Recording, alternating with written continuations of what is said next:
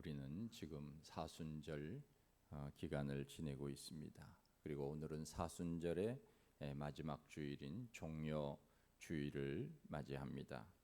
이 종려주일은 예수님이 십자가를 지시기 위해 예루살렘으로 나귀 타고 들어가실 때 수많은 사람들이 종려나무 가지를 흔들며 호산나 다윗의 자손이여 우리를 구원하소서 그러면서 예수님을 환영했던 그러한 날입니다. 그런데 그렇게 환영했던 사람들이 같은 입으로 얼마 되지 않아 예수님을 십자가에 못 박으라고 외쳤습니다. 역사는 늘 그렇습니다. 영원한 적도 영원한 아군도 없는 것 같습니다. 자기의 유불리에 따라서 행동하는 것이 우리 사람인 것 같습니다. 베드로도 예수님을 부인했고 가룟 유다는 더더욱 예수님을 은 30에 팔았습니다.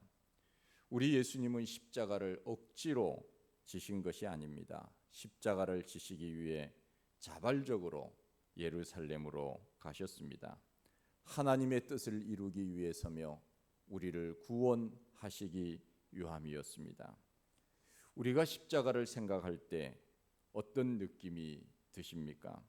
지금은 십자가가 기독교의 상징으로 되어 있고 믿는 사람들의 아이콘으로 사랑을 받고 있지만 원래 십자가라고 하는 것은 저주의 대명사였습니다.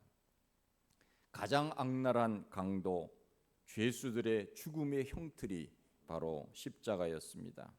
그러나 예수님이 십자가를 지심으로 십자가는 더 이상 저주의 십자가가 아니라 사랑의 십자가, 희생의 십자가가 된 것입니다. 이것이 바로 십자가의 신비입니다. 생각해 보면 하나님의 아들이신 예수님이 십자가에 못 박히신다고 하는 것은 잘 이해가 되지 않습니다. 하나님은 우주를 만드신 분입니다. 우리 예수님 또한 하나님과 함께 이 우주와 만물을 만드셨고 죽은 자를 살리셨습니다. 그런데 그렇게 능력이 많으신 분이 어떻게 십자가를 지실 수 있었느냐? 십자가에서 그렇게 연약하게 죽으실 수 있었는가 하는 것입니다. 그것도 수많은 사람들의 조롱과 멸시를 받으시면서 어떻게 그 능력 있는 분이 그렇게 연약하게 죽으셨는가 하는 것입니다. 잘 인간의 생각으로는 이해되지 않습니다. 그러나 십자가 속에는 하나님이 우리를 사랑하시는 놀라운 사랑이 숨어 있습니다. 십자가를 거쳐야만 부활의 영광이 있다는 것을 보여주는 사건이 바로 십자가의 사건입니다. 그래서 십자가는 이해할 수 없는 신비로운 사건, 이것이 바로 십자가입니다. 노 크로스 노 크라운이라고 하는 말이 있습니다. 십자가 없이는 왕관이 없다는 말입니다. 고난이 없이는 영광이 없습니다. 구약 시대에는 백성들이 죄를 지었을 때 그 죄를 대신하기 위하여 짐승을 잡아서 속죄를 이루는 일이 있었습니다. 그런데 우리 예수님께서 오신 다음 더 이상의 짐승의 제사는 필요 없게 된 것입니다.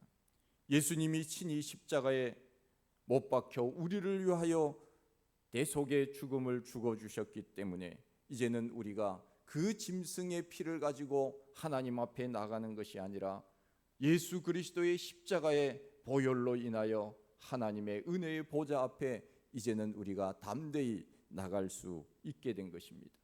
만일 우리가 구약시대 때 지금 예배를 드린다고 하면 성소와 지성소를 나누어서 중간에 휘장을 치고 하나님을 만나는 사람은 대제사장 밖에는 없었을 것입니다. 그러나 우리가 지금 이렇게 자유함으로 하나님 앞에 얼굴을 대면하면서 예배를 드린다고 하는 것은 얼마나 큰 은혜인지 모릅니다.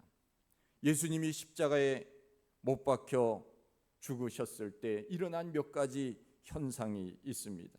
첫째는 온 땅에 어둠이 임하였다고 하는 것과 둘째는 성전의 휘장이 찢어졌다고 하는 일입니다.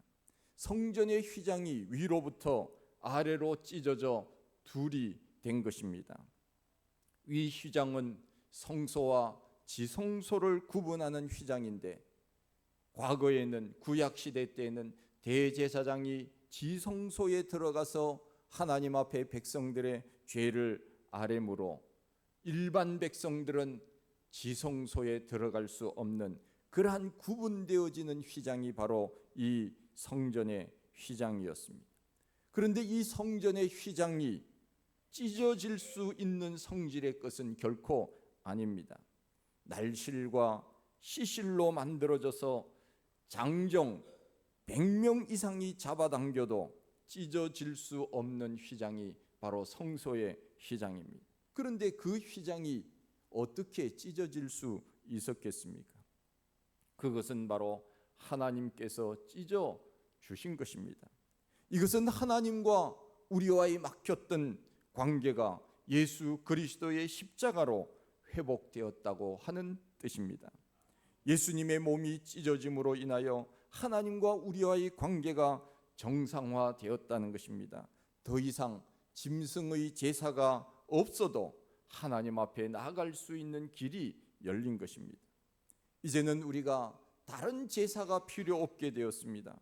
예수 그리스도의 피를 힘입어 하나님 앞에 나아가기만 하면 되는 것입니다. 그래서 히브리서 10장 19절 말씀에 보면은 그러므로 형제들아 우리가 예수의 피를 힘입어 성소에 들어갈 담력을 얻었나니 그 길은 우리를 위하여 휘장 가운데로 열어놓으신 새로운 살길이요 휘장은 곧 그의 육체니라. 그렇게 말씀하고 있습니다. 성소의 휘장이 찢어진 것은 곧 예수 그리스도의 몸이 찢어짐으로 인하여서 하나님 앞에 우리가 담대히 나갈 수 있는 그 길이 열려졌다고 말씀하고 있습니다. 이것이 바로 십자가로 인하여 하나님과 우리와의 관계가 새로운 관계로 변화되었다는 것을 말씀하고 있습니다. 이제는 우리의 마음만 열면 천국길이 열려 있는 것입니다. 요한계시록 3장 20절 말씀에 볼지어다 내가 문 밖에 서서 문을 두드리노니 누구든지 내 음성을 듣고 문을 열면 내가 그에게로 들어가 그와 더불어 먹고 그는 나와 더불어 먹으리라. 우리 주님께서 말씀하고 계십니다. 내 마음만 열면 주님은 나를 받아주시고 안아주실 준비를 다 하고 계십니다. 문제는 내가 문을 열지 않는 것입니다. 나는 주님이 필요 없다고 고집을 부리는 것입니다. 우리는 우리의 고집을 꺾고 주님을 영접하면 천국에 가는 길이 열리는 것입니다. 우리가 전도할 때 사람들에게 말합니다. 예수님을 영접하십시오. 입술로 고백하십시오. 그렇게 말을 하지만은 그러나 끝내 말하지 않는 사람들이 있습니다. 나는 지금까지 이렇게 살아와도 아무 문제 없이 살았다고 말을 합니다. 그리고 나는 앞으로도 이렇게 살 것이라고 말합니다. 내가 무슨 죄를 지었느냐고 말하기도 합니다. 몰라서 그렇습니다. 그래서 우리 예수님께서 십자가에 못 박혀 죽으실 때 저들이 하는 것을 알지 못함이니이다. 하나님 앞에 그렇게 안타까운 마음으로 말씀하지 않았습니까? 저들이 알지 못하기 때문에 저들이 무슨 죄를 졌는지조차도 모르고 저렇게 살고 있습니다. 지옥으로 달려가는 줄도 모르고 지금 저렇게 세상에 빠져 살아가고 있으니 하나님 저들을 용서해 주십시오. 그렇게 기도하지 않았습니까? 그들은 예수 그리스도 그분이 누구인지를 잘 모르고 있습니다. 그리고 알아도 믿으려고 하지 않습니다. 왜 그렇습니까? 마음이 닫혀 있기 때문에 그렇습니다. 열려 있지 않기 때문에 주님을 영접하지 않는 것입니다. 우리 주님은 지금도 문 밖에 서서 문을 두드리고 내 마음의 문을 두드리고 너가 나를 영접해야 된다. 우리 주님께서는 우리의 마음속에 들어오기를 원하시는 것입니다. 만일 예수님의 십자가가 없었다면 우리는 여전히 오늘도 하나님 앞에 나올 때 짐승을 가지고 나와 제사를 드림으로 우리의 죄 문제를 해결해야만 했습니다. 그러나 십자가를 통하여 이제 우리는 이렇게 자유함으로 평안함으로 하나님께 감사의 예배를 드리게 된 것입니다. 할렐루야. 얼마나 감사한 일인지 모릅니다. 우리가 구약 시대로 타임머신을 타고 돌아간다고 한다면 아마 예배를 드릴 때, 하나님 앞에 제사를 드릴 때 그 장소의 형편을 우리가 상상해 볼 수 있을 것입니다. 제사장은 짐승을 잡았습니다. 눈에 보이는 것은 피로 다 얼룩져 있습니다. 그리고 우리 코에는 피 비린내 나는 그러한 냄새들이 진동하게 될 것입니다. 제사장은 어찌 보면은 할 일이 못 되는 그러한 직업이라면 직업이었습니다. 저는 얼마나 감사한지 몰라요. 짐승 안 잡아도 되잖아요. 그래서 하나님 앞에 짐승 잡아서 그 제사장이 하는 일을 안 해도 되는 은혜 가운데 살지 않습니까? 말씀만 전하면 되는 것입니다. 예수 그리스도의 그분께서 우리들에게 하신 그 사역들을 증거하고 우리도 그렇게 따라가면 되는 것입니다. 예수님의 십자가로 인하여 우리는 이렇게 평안함으로 자유함으로 하나님 앞에 감사 예배를 드린다는 것이 얼마나 귀한 일인지 모릅니다. 구약 시대 때의 예배는 희생 예배였습니다. 희생 제사였습니다. 그러나 신약 시대 때는 희생 제사가 아닙니다. 감사의 제사, 감사의 예배로 명칭이 바뀐 것입니다. 그 속에는 예수 그리스도의 희생이 있었기 때문에 우리가 이렇게 평안하게 자유함으로 예배를 드릴 수 있다는 것입니다. 성소의 휘장이 찢어졌다는 것은 하나님과 우리와의 관계, 단절된 관계, 막혔던 관계가 하나가 된 것입니다. 얼마나 귀한 일입니까? 예수님이 십자가의 죽으심으로 인하여 하나님께서 휘장을 찢어 놓으시고 이제는 너희들 마음대로 나에게 오라고 하나님께서 우리를 다 지금 초청을 하고 계시는 것입니다. 우리가 마음을 열고 하나님 앞으로 나가기만 하면 구원은 열려 있는 것입니다. 그것이 바로 십자가의 신비입니다. 성전의 휘장이 찢어진 그러한 의미가 바로 하나님께서 우리를 부르신다고 하는 의미입니다. 또 한 가지, 예수님이 십자가를 지실 때 특이한 현상은 온 땅에 어둠이 임했다고 했습니다. 본문 33절에 보면 예수님이 십자가에 못 박힌 시간대를 말하고 있습니다. 제6시가 되매 온 땅에 어둠이 임하여 제9시까지 계속 가더니 말씀하고 있습니다. 3시간 동안 온 세상이 어둠으로 가득 찼다고 했습니다. 제6시라고 하는 것은 오늘날 우리 시간으로 말하면 정오입니다. 12시입니다. 낮 12시입니다. 가장 밝은 시간대입니다. 그런데 그 시간에 온 땅에 어둠이 임하였다고 했습니다. 초자연적인 현상입니다. 우리가 잘 아는 대로 이스라엘 백성들이 출애굽하기 전에 애굽 전역에 3일 동안 흑암이 있었다고 했습니다. 9번째 재앙이었습니다. 사람들은 그 어둠이 얼마나 짙었는지 밖에 나갈 수가 없다고 했습니다. 꼼짝할 수 없다고 했습니다. 제가 언젠가 한번 지리산에 갔습니다. 남원에 도착해서 이제 지리산 뱀사골로 이제 올라가는데 벌써 어두웠어요. 얼마나 어두웠는지 제가 그때 손바닥을 제 얼굴 앞에다가 대었는데 손바닥이 보이지 않을 정도로 그야말로 짙은 어둠이었습니다. 애굽에 재앙이 내렸을 때 어둠이 온 땅에 임하였는데 그야말로 사람들이 얼마나 어두웠으면 꼼짝할 수 없을 정도로 어두움이 있었다고 말씀합니다. 이것은 그 당시 애굽 사람들이 섬겼던 것이 태양신이었습니다. 태양신을 섬겼던 애굽 사람들에 대한 하나님의 심판이었습니다. 태양보다 더 위대하신 하나님이 계신다고 하는 것을 보여준 사건이 바로 흑암으로 덮인 그 사건입니다. 어둠이라고 하는 것은 공포입니다. 여러분, 불이 없다고 생각을 해보십시오. 여기에 지금 불이 꺼졌다고 생각을 해보십시오. 정전이라고 생각을 해보십시오. 아마 불안해할 겁니다. 하나님이 세상을 창조하시기 전에 어떤 세상이었습니까? 세상은 땅이 혼돈하고 공허하며 흑암이 깊은 곳에 있었다고 말씀하고 있습니다. 히브리어로 말하면 공허하고 혼돈하는 것을 토우와 바우의 세상이었다고 말합니다. 무질서의 세상이었고 아무것도 할 수 없는 세상이었습니다. 그 흑암의 세상, 어둠의 세상을 하나님께서 빛이 있으라 하나님 말씀하시니 빛이 있었다고 했습니다. 그 빛은 태양빛이 아닙니다. 달빛이 아닙니다. 별빛이 아닙니다.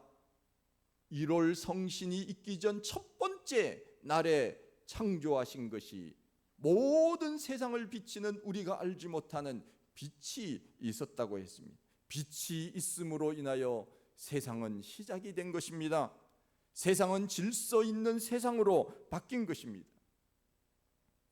예수님이 십자가에 못 박히실 때 대낮인데도 깜깜했습니다. 어두움이 빛을 이기는 순간입니다. 아마 예수님은 십자가에 못 박은 사람들이 이렇게 생각했을 것입니다. 봐라, 하늘도 저주하여 어둠 가운데 저 예수라고 하는 사람이 십자가에 저주를 받는구나. 사람들은 그렇게 생각했을는지도 모릅니다. 여러분 한번 생각을 해보십시오. 비가 오고 구름이 잔뜩 끼어서 해가 보이지 않는다고 해서 해가 없는 것입니까? 저 구름이 걷히면 태양은 다시 찬란히 빛나는 것 아닙니까? 어둠 뒤에 빛이 있다는 것을 우리 하나님께서는 암시해 주고 계시해 주시는 시간이 바로 이 3시간 동안의 흑암이 임한 그 시간이었습니다. 우리 하나님은 결코 어둠이 아니십니다. 요한일서 1장 5절 말씀에 보면 하나님은 빛이시라 말씀하고 있습니다.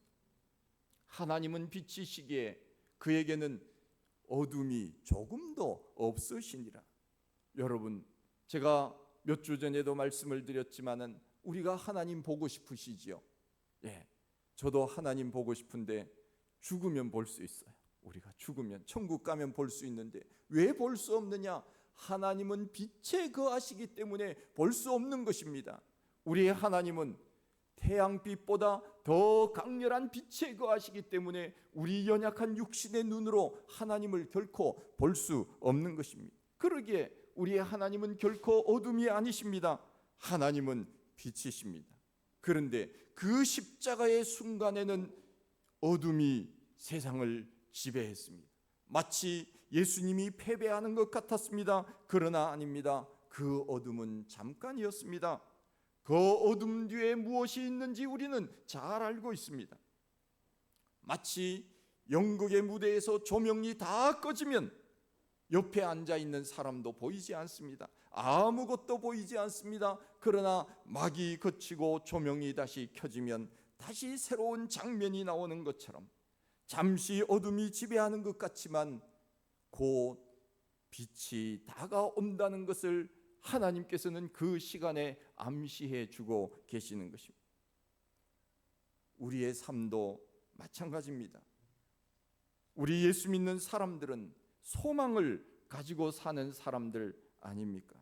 최후 승리를 우리는 이미 확보하고 사는 사람들입니다. 인생의 파도가 치고 고난이 와도 우리가 저 천국에 가는 것은 변함이 없는 줄로 믿습니다. 내가 예수님을 붙들고 소망 가운데 살아가면 저 천국은 내 것이 되는 것입니다. 이것이 바로 예수 믿는 사람들의 최종 목표입니다. 왜 예수 믿습니까? 그것은 바로 저 영원한 하나님의 나라, 그 나라를 내가 유업으로 얻기 위하여 우리가 지금 예수를 믿는 것이고 이 자리에 와서 그 놀라운 하나님의 은혜에 감사하며 예배를 드리는 것입니다. 그러기에 우리는 어려움이 있어도 저 앞에 있는 천국이 있기 때문에 다시 일어날 수 있는 것입니다. 여기서 무너지면 천국 목전에서 가룟 유다와 같이 되는 것입니다. 여러분, 우리의 삶에 어둠이 있다고 절망하지 마십시오. 어둠 뒤에는 찬란한 태양이 있다는 것을 늘 생각하십시오. 우리 예수님께서 십자가를 지셨지만 하나님께서 나를 다시 살려주신다고 하는 그 믿음을 가지고 우리 예수님은 십자가를 지시지 않았습니까? 우리 예수님께서 제자들에게 평소에 뭐라고 말씀하셨습니까? 내가 뭐라고요? 3일 만에 어떻게 해요? 다시 살아나리라. 그러기에 우리 예수님은 그 십자가의 고난을 넉넉히 인내로서 이길 수 있었던 것입니다. 물론 우리 예수님은 그 육신의 고통 이루 말할 수 없었습니다. 우리가 가시에 조금이라도 손에 찔리면 얼마나 아픕니까? 손가락 하나에 가시가 찔려도 온몸이 아픈데 그 대못으로 예수님이 십자가에 못 박혔다고 생각을 해보십시오. 전에 오는 말에 의하면 그 못은 한 30cm 정도 길이의 대못이라고 그렇게 이야기를 합니다. 그 대못으로 그 손과 발에 못을 박혀서 그 십자가에 못 박혀서 고통당하는 예수님을 생각해 보십시오. 우리 예수님 그 육신의 고통이 얼마나 심했으면 이렇게 외쳤겠습니까? 엘리 엘리 라마 사막다니, 나의 하나님 어찌하여 나를 버리셨나이까. 이것은 육신을 가지신 예수님의 고통의 절정입니다. 산모가 애를 낳을 때 고래고래 소리를 지른다고 하는 이야기를 들었습니다. 세상을 욕하는 사람도 있고 어떤 사람은 남편을 욕하는 사람도 있다고 합니다. 정말 미워서 그렇겠습니까? 아닙니다. 고통의 절규입니다. 예수님께서 이렇게 절규하신 것은 그 고통의 심각성을 말해주고 있습니다. 우리를 사랑하시기 위하여, 우리를 지옥에서 건지시기 위하여 이 정도의 고통은 내가 받아야 된다고 홀로 모든 인류의 고통을 짊어지신 것입니다. 어떤 사람은 예수님의 십자가 죽음을 이렇게 말하는 사람도 있습니다. 하나님이 그 아들을 버리셨구나, 하나님이 외면하셨구나. 그러나 그렇지 않습니다. 하나님이 예수님을 버리신 것이 결코 아닙니다. 하나님의 마음도 찢어지셨을 것입니다.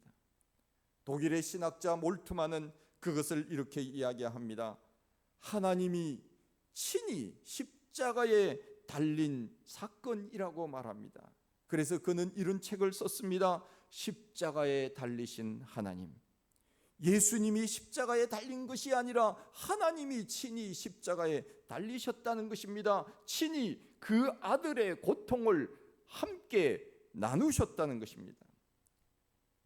그것이 바로 하나님 아버지의 사랑입니다. 어떻게 하나밖에 없는 아들을 외면할 수 있겠습니까? 우리를 사랑하셔서 자기 아들을 희생 제물로 내어주신 그 하나님의 그 놀라운 은혜와 사랑을 어찌 우리 생각으로 다 이해할 수 있겠습니까? 그렇게 해야만 우리를 죄 가운데서 구원해 할 수 있기 때문에 자기 아들을 그렇게 내어주신 것입니다. 우리의 하나님께서 그야말로 우리를 얼마나 사랑하십니까? 성경에 말씀하고 있습니다. 우리가 아직 죄인 되었을 때 하나님께서 우리를 사랑하사 우리에 대한 자기의 사랑을 확증하셨느니라 말씀하고 있지 않습니까? 우리 예수님은 십자가에서 죽으셨습니다. 37절 말씀에 보면 예수께서 큰 소리를 지르시며 숨지시니라 마가는 기록하고 있습니다. 기꺼이 목숨을 우리를 위하여 내주신 것입니다. 우리가 사도신경을 외울 때마다 이렇게 말합니다. 본디오 빌라도에게 고난을 받으사 십자가에 못 박혀 죽으시고, 그것이 끝이 아닙니다. 장사된 지 사흘 만에 어떻게 됐다고요? 죽은 자 가운데서 다시 살아나셨다고 했습니다. 이것이 바로 우리의 신앙의 고백입니다. 그러기에 기독교는 십자가만으로 끝난다면 그것은 우리가 예수 믿을 이유가 없습니다. 고린도전서 15장 말씀에 보면 바울이 그렇게 말씀하고 있지 않습니까? 만일 우리에게 부활이 없다면 우리가 이 세상에서 가장 어떤 사람이 된다고요? 불쌍한 사람이 된다고 말씀하고 있습니다. 만일 부활이 없다면 우리가 세상에서 가장 불쌍한 사람이 될 것이라고 말씀하고 있습니다. 부활이 없었습니까? 십자가 뒤에 영광의 부활이 있었습니다. 그러기에 우리 예수님은 그 고난의 시간, 십자가의 그 시간을 능히 인내로서 견디신 것입니다. 이것이 바로 십자가의 신비입니다. 십자가는 저주의 형틀이었습니다. 그러나 예수님이 십자가를 지심으로 인하여 십자가는 생명의 십자가가 된 것이고 영생의 십자가가 된 것입니다. 우리가 예수를 믿고 교회에 다니는 이유가 바로 그 영광의 십자가, 저 영원한 천국, 그것을 바라보면서 오늘 우리가 이 자리에 나와 예배드리는 것 아닙니까? 십자가 안에 구원이 있습니다. 그 어둠 뒤에는 천국의 영광이 있습니다. 여러분, 그 십자가를 든든히 붙잡으십시오. 그리고 천국 가는 그날까지 우리 믿음 지켜서 다 천국을 유업으로 받을 수 있는 믿음의 사람들이 다 되시기를 축원드립니다. 하나님 아버지, 감사합니다. 우리 주님께서 우리를 위하여 십자가를 지시고 그 고통의 시간들을 능히 담당하셨던 것을 저희들이 기억하고 생각합니다. 내가 져야 될 십자가였습니다. 그러나 주님이 대신 지셨습니다. 누구든지 그 십자가 앞에 나오면 구원을 받는다는 이 놀라운 십자가의 신비를 다시 마음속에 새기고 믿음 지켜 살아가는 우리 모두가 다 되게 하여 주옵소서. 예수님 이름으로 기도하옵나이다. 아멘.